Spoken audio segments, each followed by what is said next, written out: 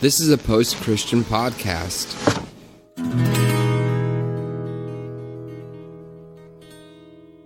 Welcome to the Revolution Church podcast. All right, everyone. Welcome to Revolution Church Podcast's Meet Your Congregation, a sub-podcast, almost an extended segment where we try to weekly put out episodes where you get to kind of get to know fellow online or physical members of our congregation. It's me, Caleb, here with Jay. Hey. And our... Did you say me, Caleb? It's me, Caleb. Oh, it's me, Caleb. Yeah, okay. Didn't know if you're going by a new name. Me, Caleb. Mm-hmm. And we are here with online congregation member Scott Murray. Hello, Scott. Hey, guys. How are y'all? We're doing okay. Doing pretty good. Yeah, how you doing? Trying to stay warm. Hanging in there. Yeah. How much snow do y'all have so far? Oh, gosh. What do we have today? We just got a new snowfall today. What do we got? I don't know. Around a foot or something? Probably, yeah. I mean, like I live in an apartment, so luckily they're cleaning the streets. There you go. Oh, you can hear, as I speak, in the background, yeah, you can cue the street sweeper. They're in the background. Yeah, right. It'd be pretty good if that was like a special effect on a soundboard that we had set up. Like a morning zoo, morning radio type thing. So you're in Tennessee there, huh? That's right. Yeah, in Jackson, Tennessee, it's kind of the pit stop between Memphis and Nashville. Right. So, in the Bible Belt, huh? Oh, right there at the belt buckle, man. Yeah. The Bible Belt buckle. Oh, yeah. That's right. So, this is our first time communicating. I guess you exchanged some emails with our, team member, volunteer, Josh Murray. Yeah. No relation, I assume. No, not that we found out yet. How do you know Josh? Well, he through the website, pretty much. Cool. I just sent a message to you guys. You know, I listened to some of your podcasts. I really appreciate what you're doing and how you're reaching out to folks. And so I just sent a message that way, just saying, keep up the good work. And then he replied back a couple of weeks. He was like, I'm so sorry. It took so long to reply back. It's like, don't worry about it, cuz. Yeah, we're totally unorganized religion. And then he was like, well, hey, you want to meet your congregation? And those are the ones I enjoy listening to quite a bit. Just cool. To kind of, listen to the variety of folks you guys are reaching out to. So Very cool. It's a lot of fun. Yeah. Do you want to tell us a little bit about your religious background and how you were raised and all that? Yeah, I was born and raised in Tennessee, Jackson, and grew up in the United Methodist Church, but I was christened in the Catholic Church. So my mom's side's Catholic, my dad's side United Methodist, and so they figured, throw some water on me in the Catholic Church, and then take me to Sunday school in the Protestant Church, and then they got me covered, hit all the bases. Yeah, there you go. Yeah, so I mean, it was pretty good. I was in the big church downtown growing up, and then went off to college and was with the Methodist student group in college. Then met my wife there. We stayed in Middle Tennessee for a little while, then moved back home to Jackson and back at my original church. And so I've been there ever since. So all in all, it's been a pretty solid experience for me. No major curveballs have been thrown at me. So okay. Well, that's good to hear. That's nice to hear, actually. Mm-hmm. We don't hear that a lot. Yeah. We usually hear a lot of curveballs. Yeah. So it's really refreshing to hear that. And that's really, and listen to everybody's stories. I'm just like, God, that sucks, and it's just like, I hate hearing that. But but at the same time, I'm uplifted because they have a place to share that and to help and repair themselves spiritually from that. So I really appreciate you guys doing that for folks. We just had a conversation with a friend of ours, Mickey, from the original revolution that started in Arizona in 1994. And we were talking about how when revolution first started, it was like we just saw all these people falling through the cracks at these churches. And so we thought, well, let's just start this punk, hippie, skateboard, weird church. Like, we didn't even have a theology. Like, we probably had Assemblies of God theology, which is not a great theology. Yeah. But we just were like, let's just make a place for people to come who don't feel like they fit in. And talking about how kind of the theology evolved after the church started.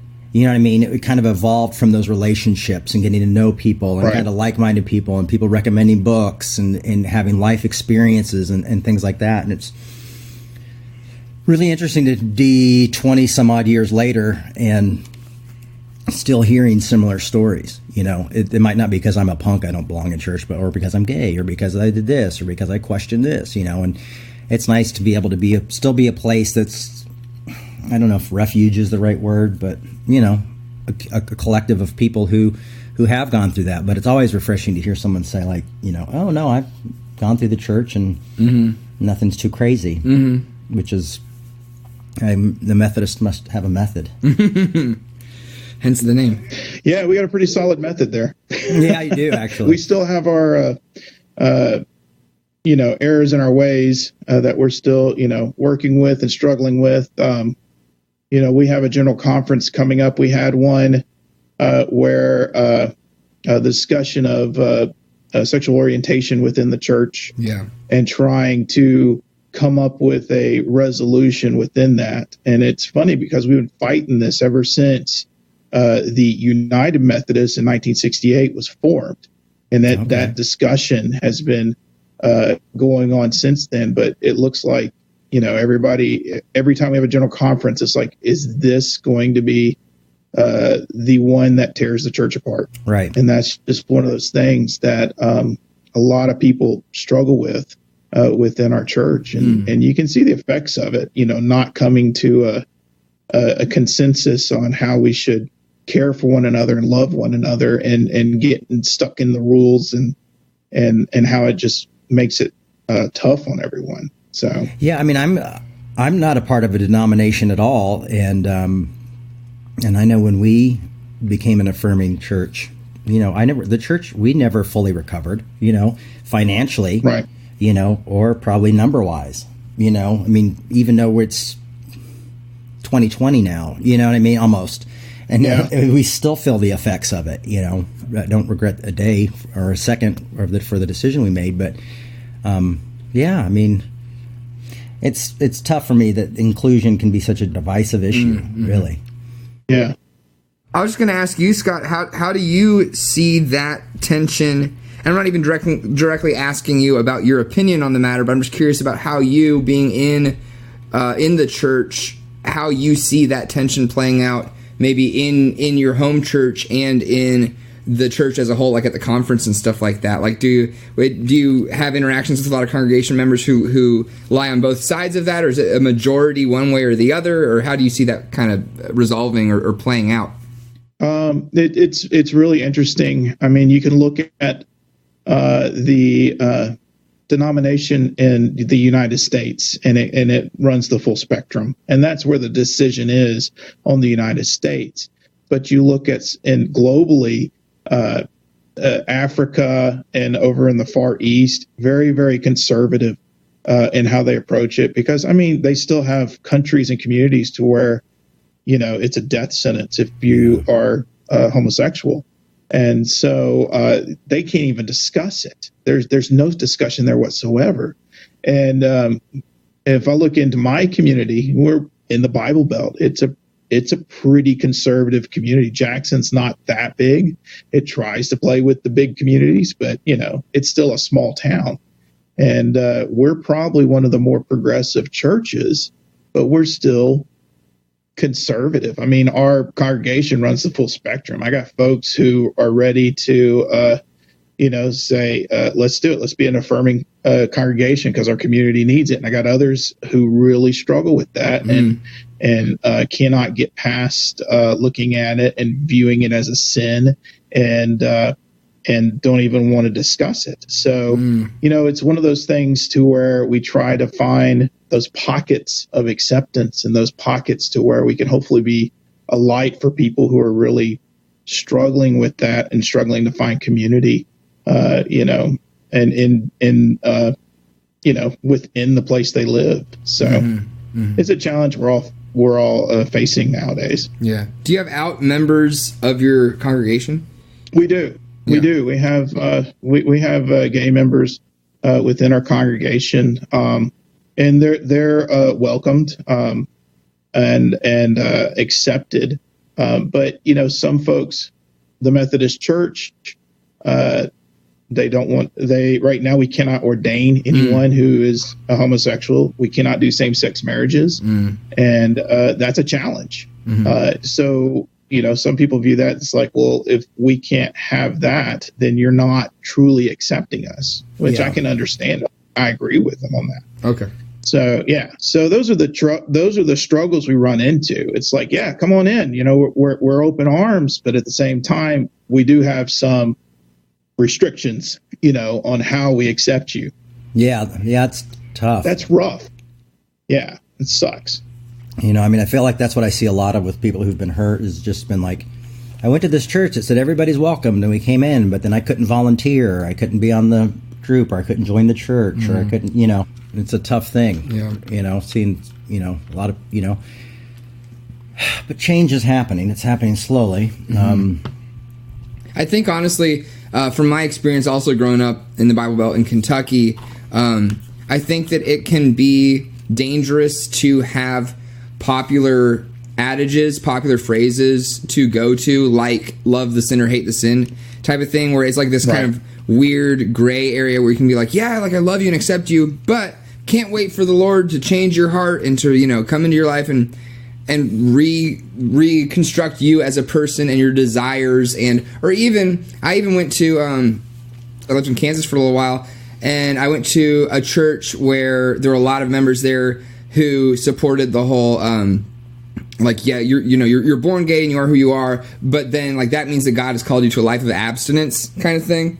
Right. Yeah, I think having those be the more popularized rhetoric like that becomes, I think it can be dangerous to give people an out, when having conversations like that where they don't really have to think critically, where they just have these kind of prefab answers that's like, well, you're gay and that's fine, but you can't have a partner ever, or then, there's the ugliest side of it that I'll say this to anyone without making any excuse at all. I think that the ugliest side of it is conversion therapy. I think that's an awful, ugly, horrible, horrific thing, very traumatizing. Right. And so there's just it's a very dividing or divisive topic right now for sure. Right. Yeah, I know on the conversion therapy, I was listening to your friend Robert share about his experiences there.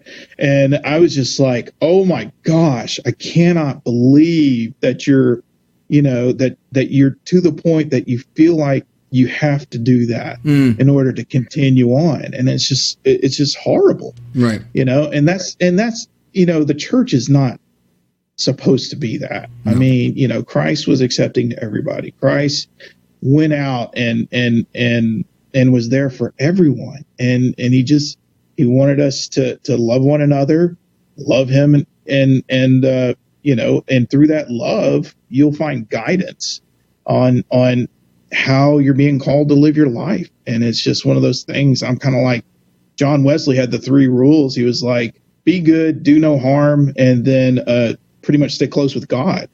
And those are the 3 rules. And so, my kids, I'm like, hey, remember the 3 rules to help and making decisions in life. So that's awesome. Yeah. Mm-hmm. So I'm curious about how did you find out about Revolution and what kind of got your curiosity going to start listening to what we were doing? Well, it was it was a few years back. I was really kind of stuck spiritually. I was struggling within our church. The pastor we had I was really not getting any guidance, and I was hitting some rough patches in life, and I was really looking for kind of, folks who are, being radical in their faith, radical in their love. And I was running across Rachel Held Evans, Natty Bolts Webb, and then I started thinking about you, Jay, and I remember hearing about your experiences and stuff, and the documentary, One Punk Under God. Yeah.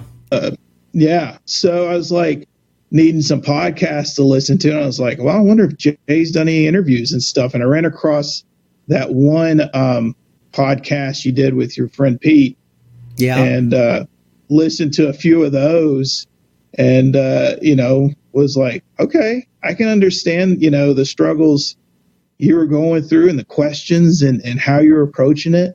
And I was right there with you. I could see what you're dealing with and agreed with you on a lot of stuff there. And then, kind of caught up on Revolution Church. I stepped away a little bit doing some other things. I thought I'd check back in on you again, and then saw you were doing the podcast out of Minnesota. So seeing you're still up to your same old ways, thought I'd give you a shout out. Well, thank you, sir. Up to your same old ways. Yeah, I don't know. Same old ways. Lots of questions, I guess. But yeah, I mean, it's I really appreciate you sharing your story with folks, and I remember your parents back in the day when I was a kid, seeing them on TV and stuff, and it's just one of those, you have one of those stories that you're able to share with folks, and you have the ups and the downs, and God's in the middle there with you. Oh, it is a strange journey. I wish I could say it gets easier, but I haven't found that to be true yet. I mean, it's getting okay right now, but I'm like, well, I'm just going to hold on before I make any statements. Mm-hmm. Yeah. When did you first start listening to Revolution podcasts? Then when was that? Was that like right after the One Punk Under God exposure that you had? I didn't see the documentary, but I read articles on the documentary. Okay. For One Punk Under God. So, and then I ran into your podcast, and then now is probably just a couple of months ago, I started listening to Revolution Church and catching up with you guys and going back and listening to your previous messages and talks and the Meet Your Congregations. And then, I was checking out the other podcasts that you got going on, Caleb, and Sacred Collective, and checking out with those folks too, and just getting all these different perspectives of how people are trying to approach all those big questions we have about life and faith and spirituality and all that stuff. And really, the biggest thing I'm looking for is how to connect with folks who are not your general mainline Protestant type folks, Mm-hmm. I mean, that's what our congregation is. It's not that diverse, and it's shrinking. And the reason why it's shrinking is because we're not getting outside of our walls. We're not connecting with our community. We're not sharing the story, sharing the gospel, and creating community within our community. And so, there's many times, people are like, what's the problems? I said, well, you got all these walls around you. I said, this building can be a bigger detriment to your ministry than an asset. Wow. Because you can hide within it. So it's just one of those things to where if you don't get out and don't venture forward, then you're not going to truly do God's work. Wow. Yeah. Do you have any other spiritual communities that you connect with, like physically, or does even your church itself have like small group type stuff, or any alternative ways of doing ministry or doing church or doing fellowship besides just Sunday morning or Wednesday evening type stuff? Yeah, I mean, we got our general worship services, traditional and contemporary service, and it's not really a contemporary service. It's kind of a traditional light type service. So it's more of a praise music, but we still have kind of a traditional order we do with it. But then we also have small groups that we've done. We got one now called Rock and Theo that we're getting started back up again. It's in one of the local pizza / breweries that we have. Oh, cool. And we invite folks in and just bring in questions, like we were doing. Drop your questions in the jar, pull a question out, and then just discuss it. Whoever's there, just kind of share and just let everybody know that, hey, we respect one another. We're not going to jump on anybody for what they say, and just share and hopefully learn from one another in this. So that's one thing we enjoy doing. But yeah, the biggest thing is getting outside the walls, and we're really pushing them to engage with folks. We got a homeless. We got a nonprofit that works with the homeless that's walking distance from our church, and so couple of nights a week we host the homeless to spend the night at our church. Oh, wow. And encourage our congregation to engage with them in providing a meal, and we got a couple of folks that spend the night with them type deal. So those types of things that we're really trying to encourage the congregation to, hey, get to know somebody else other than the same folks you play golf with. Yeah. and branch out type deal. That's great. It sounds like y'all are doing some really good work around that. It sounds like, at least you personally, sounds like your heart is in a really good place with trying to make those connections and build those bridges. I know that's something we talk about this pretty much every Meet Your Congregation episode. But yeah, that's something that as a church we're really trying to work on, is saying, well, who is the other now? And that's always kind of a changing thing that I think it takes some effort to re-examine and to be aware that, like for progressives, maybe now the other is the conservative. So then how do I love them? And vice versa for the conservative, the progressive, or for, for people even outside of political leanings, different social leanings, or, sexual orientations and communities that come from that, and things like that. And just trying to have productive conversations outside of our comfort zones, I think, is a very important thing. Yeah, I mean, Jay's, you've been talking about trying to be a bridge between the conservatives and the progressives, and it's, and you're seeing that their tactics and how they interact with one another, they're using the same strategies and trying to dehumanize one another. And it's like, we need to be coming together on this stuff. It's like we're all on the same boat together. We need to kind of work with one another. But I remember in college, our Methodist student group, the president of the group came out while he was president. And so when we were having a meeting of the leaders within that group, it got to where somebody was to the point, it's like, okay, well, I need to know what side you're on. Do you agree with him coming out and still being president or not, type deal. And it really divided the group. And my wife, or she was my girlfriend at the time, but we were there and we said, this is the first time that we've really had to deal with this personally. We've had a really good friend. He's revealed to us that he's gay.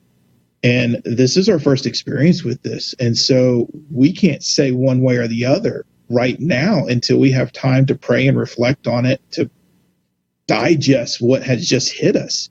And we end up losing friends on both sides because you're trying to be that bridge. And that's one thing, like our pastor said, it's like, hey, that animal walking across the road, that's roadkill now. I mean, it didn't happen in the middle of the road. It's because you had stuff coming from the right and from the left that ran it over. Yeah. And that's kind of how we feel like sometimes, being in the middle. But, you have to be there if you want to bring them both together. You just got to weather the punches. So, that's kind of why, there's times with my congregation I really struggle with them. And I'm like, we should be doing more. We should be engaging with people more. And it's just like, you want to wash your hands and say, I'm done with you guys. It's time to knock the dust off my sandals and head on. But at the same time, I still need to minister to them and engage with them to help them grow in their faith and help them grow in becoming more of a light. So, it's one of those things. It's like, I'm still being called to be with you guys, even though you're driving me crazy. Well, I mean, yeah, it's tough. I mean, it's tough when we want people to grow and change, but often we have to, invest in people's lives. I mean, people have questions, they want to grow and they want to change, and it's tough when we live in a society right now that just, especially on social media, that just discards that. Even change sometimes. People come around and go like, oh, I was wrong. And they're like, oh, and you did this to me. You know what I mean? It's like we don't even allow people to have the change that we were telling them we want them to have. And then we're like, oh, too late, and that scapegoating idea and that all or nothing idea might be a great idea for online snippets. But I feel like in the real world, we're all so full of contradiction that there's just no way to really live that way in life and in humanity. And it might be the buzz issues right now, or it just might be issues you're having in relationship or friendship. There's got to be time to grow. And allow that to happen. Yeah. And it's very, very rarely an overnight transformation too, which is where the patience comes in. And it doesn't I don't think mandate that you have to always have an unlimited supply or be expected to have an unlimited supply of patience. Boundaries are always important, of course, but and knowing healthfully, okay, I can still interact with this person without compromising my own self-care, I guess, but still striving towards that patience. And even if it takes okay, I need a week off from you right now, but I'm going to try to come back again, but I think trying to be patient and build those bridges, like we keep saying, is vital if we're going to get anywhere. Right. Yeah. And I mean, our congregation, what's unique by it is the CME church started within the basement of our congregation. And it was when it was the Methodist Episcopal South and slavery was still going on. And there were people who brought their slaves with them. They met in the basement, and another denomination developed out of that. And so we still have a tradition and a history of interacting with those who are not like us. Now, it's not a pretty one, but we can still rely on that with our current congregation, saying, listen, we have been able to do this in the past, work with others. So let's get out and continue doing that work and engaging like we need to. So it's patience. I mean, you got to take a lot of patience, but at the same time, you got to hold folks accountable. It's like, oh, we want to do a study on this. That's great. What are your plans after you do this study? How are you going to move forward? Or are we just going to continue talking about it and not do anything? Yeah. So those are the challenges I got. Those are tough ones. I hope that's not a curveball coming your way. You never know. No, you don't, really. Yeah, that's kind of reminds me of something that popped in my head earlier when you were talking, Scott. Is you say you haven't really had any curveballs? Would you say you've had any sorts of shifts? It sounds like you have been challenged, on some theological issues, like you were saying, you and your then girlfriend, current wife, having to maybe not reassess, but to maybe even just assess for the first time, where you fell on LGBTQIA plus type stuff. Have you had any sort of notable shifts in your worldview or theology or philosophy? I think I've always been, I guess, would be classified as progressive, because, I kind of pretty much look at God is a constant and God is love. And so within that constant love, there doesn't leave me much room in excluding anyone from that love. If I'm supposed to love one another, love my neighbor, and love God, then, I mean, there's really no question in it. It doesn't matter. I need to love one another, treat each other with respect, and through that love, hopefully the Spirit will spark within them, and then they would be able to share God's love as well with others. And it's just, I mean, of course, you got to protect yourself. You can't sacrifice yourself to the point to where you can't do ministry anymore with one another. But at the same time, you can't guard yourself from people that you think are going to take you down. I guess one of those things is make it to where you're not following your faith anymore. You gotta walk that tightrope. So I haven't really been in that strict of an environment to where it says I have to exclude people. Never been to that point. That's kind of how I've approached everything. I'll just kind of assess their life, their story type deal, and how I fit within that story. It could be, the guy at the country club, or it could be the homeless guy on the street. It's like, how do I fit in their story type deal? Because we all fit in each other's story. That's great. Yeah, that's really powerful. Now, am I perfect at it? No. I screw up every day, but at least I try to have some sort of impact on somebody. That's great. Those are some powerful words. Yeah, man, and super honored that we're able to be a part of that journey as well. That's really cool. Totally. Cool. Well, we always ask the same question when we're heading towards wrapping up these conversations. I know that you haven't been listening for too long, but does anything come to mind that we as a church, as an online community, for you, could do better or could do more of or even do less of? Do you have any sort of comments on how we're operating or anything we could do better?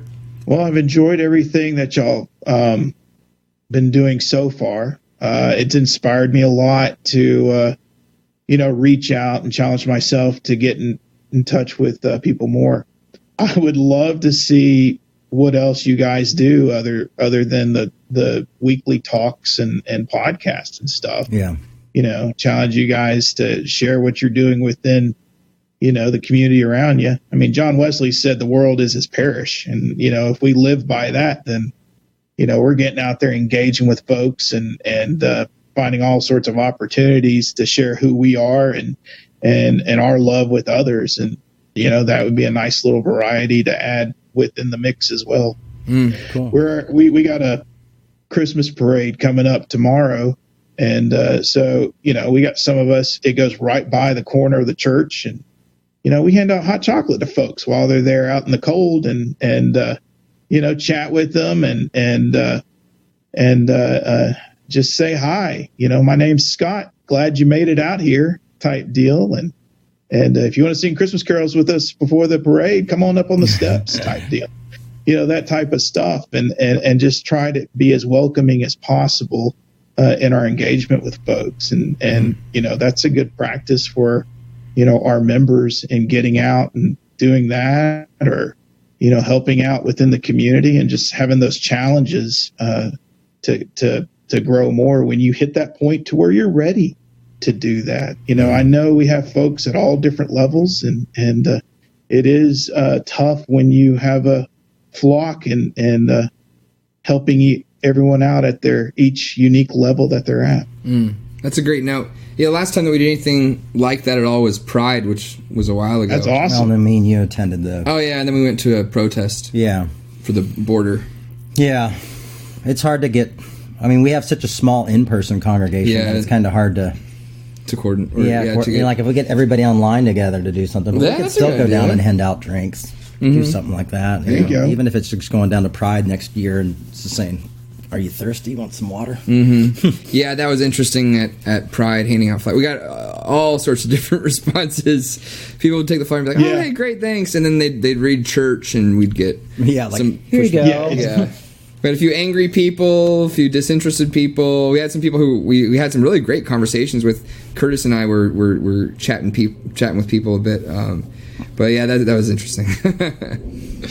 Yeah, it was great. We had our first Pride Festival in Jackson this year, and normally they had held it at someone's house. It was a very private event, but this year they decided to go out in public and have it at one of the local parks.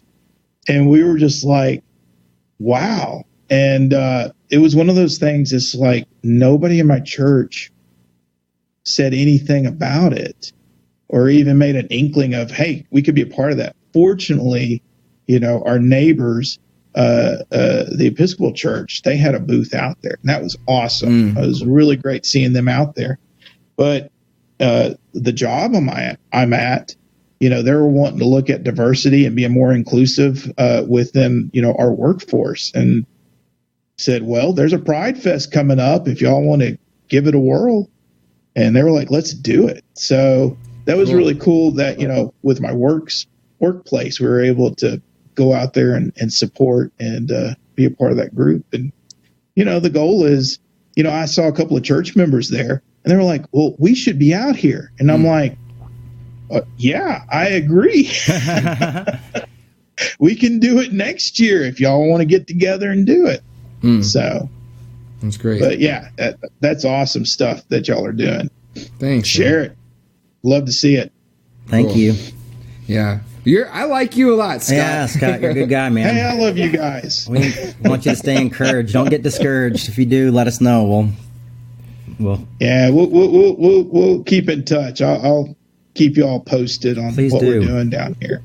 Heck yeah. We're trying to get a little more of a diverse small group going at the beginning of next year. And I got a friend in the congregation, and he's got a lot of friends who are not a member of a church, and they're really struggling spiritually, but they love talking about faith and spirituality. And he's like, man, we need to do a podcast. And I was like, oh boy. Yeah. Let the fun begin. Mm-hmm. Yeah. You may be hearing some stuff from the belt buckle down here. Well, yeah, I can help consult you on setting up a podcast. That's for sure. It takes up most of my time when I'm not working my day job. So I'm very familiar with that. It sounds like a passion. It is. Yeah. And if you come up with any ideas, or we come up with any ideas for our church and your church to collaborate on anything, or, I know that we're separated by many, many miles and states, but, if there's any way that we can help each other out, it sounds like what you all are doing is heading in a similar direction to us, at least the stuff that you've mentioned. So, if there's any way we can collaborate, let us know. Definitely. Well, thank you, sir. Have a lovely day and a good holiday season. All right. Yeah. Thank you for reaching out to chat, and I look forward to doing it again. Y'all take care. Yeah, absolutely. Yeah, stay in touch. All right. Bye-bye. See ya. We'd like to remind you that our ministry is supported 100% by listeners like you. To make your 100% tax-deductible donation today, please visit revolutionchurch.com/donate. You can also learn more by clicking the donate section on the website. If you enjoyed this show, you might also like Loosen the Bible Belt with Kristen Becker and myself, Jay Baker.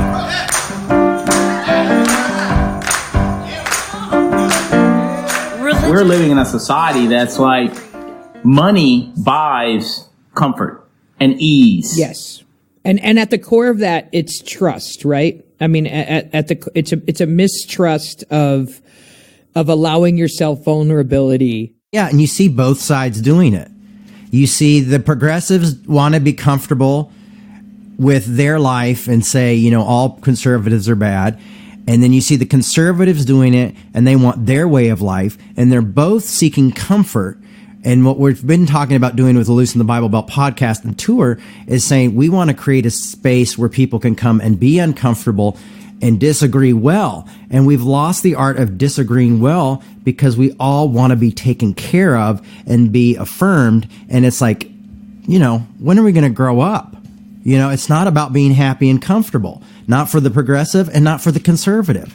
Yeah. And in fact, right, that tension that we cannot handle actually creates more animosity. Yes. Right. We begin to dehumanize the other that we disagree with, to the point that we can no longer, we can't even sit next to each other and worship the deity together. That's pathetic.